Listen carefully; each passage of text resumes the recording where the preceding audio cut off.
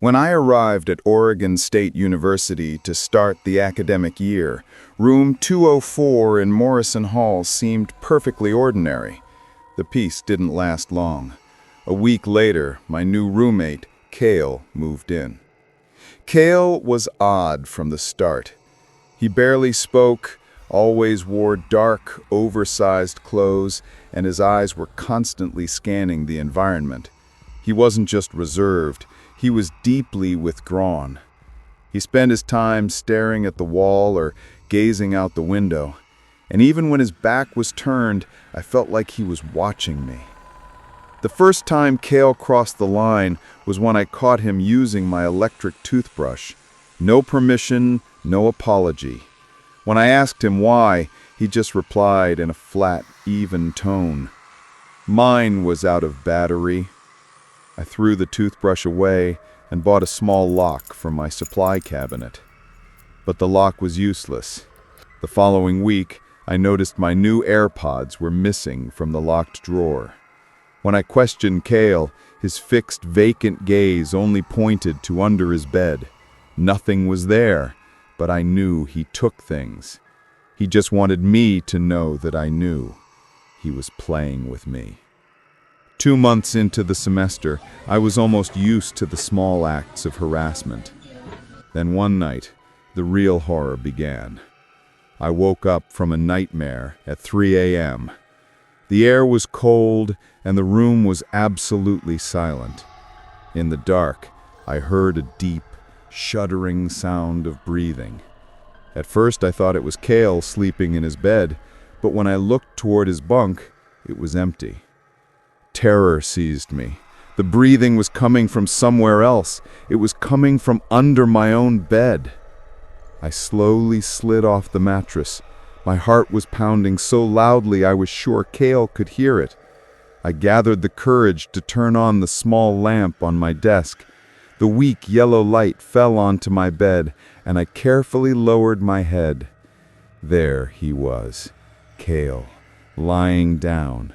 He was curled up sideways in the dusty, cramped space under my bed frame, his eyes wide open, staring straight at the wooden slats beneath the springs. He was breathing, but he wasn't moving at all. He looked like he was pretending to sleep, hidden beneath me. All I could do was scream and bolt out of the room. The next morning, I packed my things without an explanation and called the resident assistant.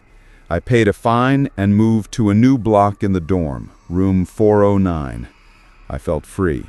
The nightmare of Cale and his open eyes under my bed slowly began to fade. For a few weeks, everything was calm.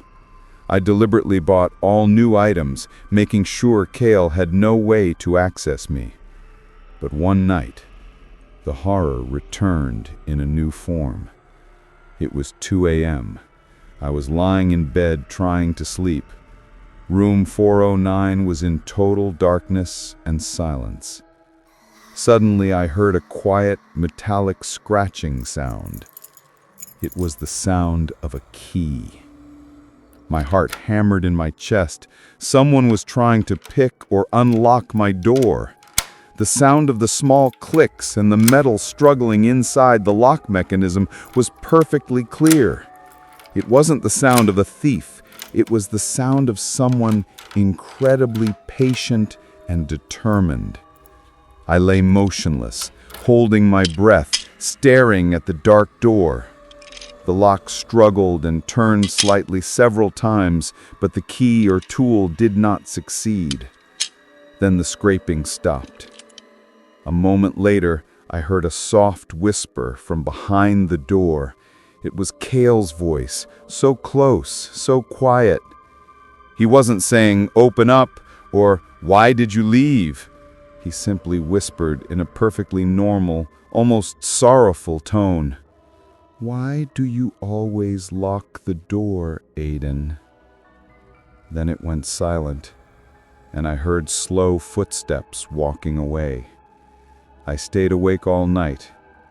He wasn't a roommate. He was a permanent problem who refused to leave me alone.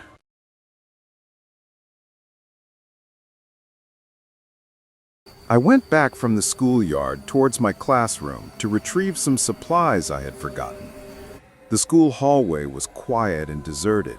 Almost no extra sounds could be heard. I walked to my classroom door and opened it. As I stepped inside, I noticed an unfamiliar man sitting in the back seat, his head bowed. His clothes looked like those of a homeless person who hadn't bathed in a year. I was terrified to be alone in the classroom with this stranger. Silently, I walked towards my desk to pick up my things, but before I could reach it, my fear overwhelmed me, and I changed my mind, thinking, I'll come back for them tomorrow. I started to leave the classroom when the man, in a hoarse voice, said, "Did I say you could leave?" I froze, paralyzed by fear. I abandoned all thought of stopping and quickly ran out.